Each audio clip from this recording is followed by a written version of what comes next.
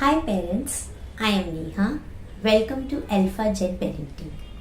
आज की इस वीडियो में हम दो ऐसे इम्पॉर्टेंट टेस्ट और स्कैन्स के बारे में बात करने वाले हैं जो हमारे आने वाले बेबी के लिए बहुत ज़रूरी होते हैं. ये टेस्ट हमें इस चीज़ की इंफॉर्मेशन देते हैं कि हमारे वूम में जो फीटस ग्रो कर रहा है क्या उसके अंदर कोई एब्नॉर्मेलिटी तो नहीं हो रही है. ये एब्नॉर्मेलिटीज़ आगे चलकर बेबी के लिए जानलेवा भी हो सकती हैं.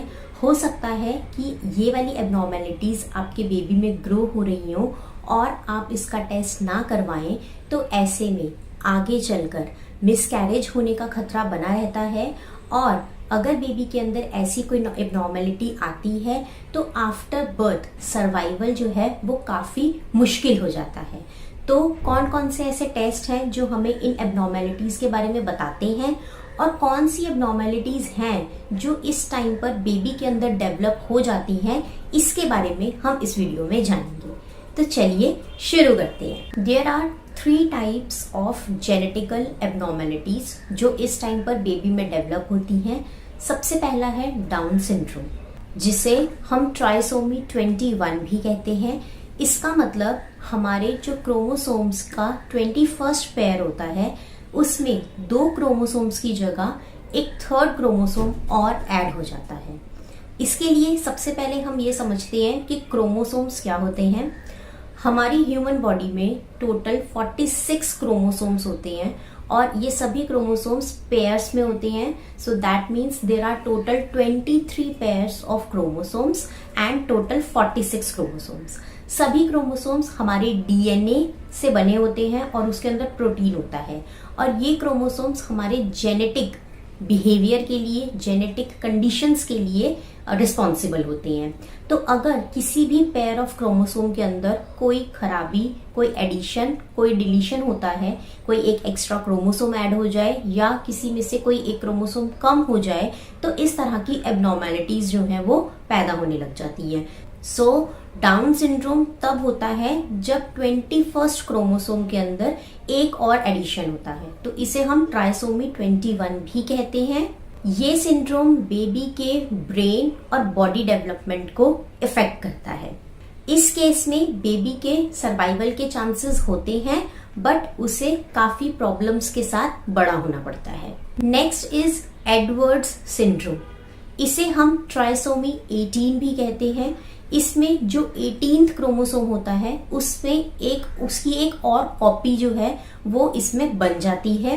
इसकी वजह से बेबी के अंदर डेवलपमेंटल डिलेज होते हैं, फिजिकल एब्नॉर्मेलिटीज भी आ जाती हैं और ऐसे बेबीज के सर्वाइवल के चांसेस बहुत कम होते हैं. इस सिंड्रोम के साथ बेबी जो है वो काफी समय तक सरवाइव नहीं करता है और कई केसेस में मिसकैरेज होने के चांसेस भी होते हैं.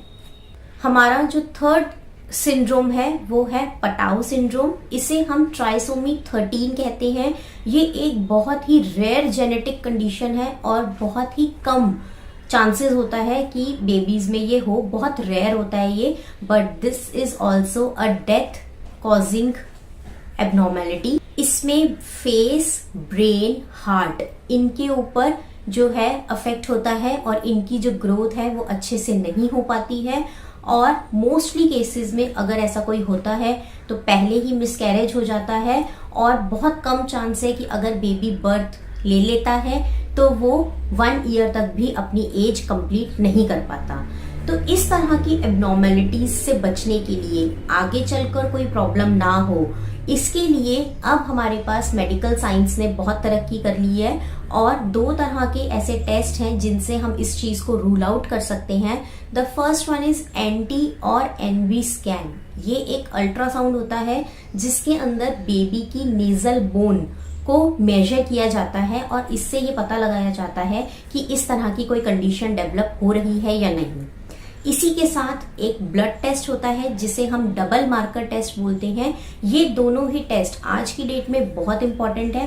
पहले इस तरह की कोई फैसिलिटी नहीं होती थी और अगर कोई ऐसा केस आता था तो लोग इसे सिर्फ भगवान की मर्जी कहकर टाल देते थे. बट क्योंकि आज हमारे पास इस चीज की फैसिलिटी है तो मेरे हिसाब से इस टेस्ट को कभी भी मिस नहीं करना चाहिए और अपने डॉक्टर को कहकर इसे रिकमेंड करवाना चाहिए। आई होप मेरी ये इन्फॉर्मेशन आपके लिए हेल्पफुल रहेगी।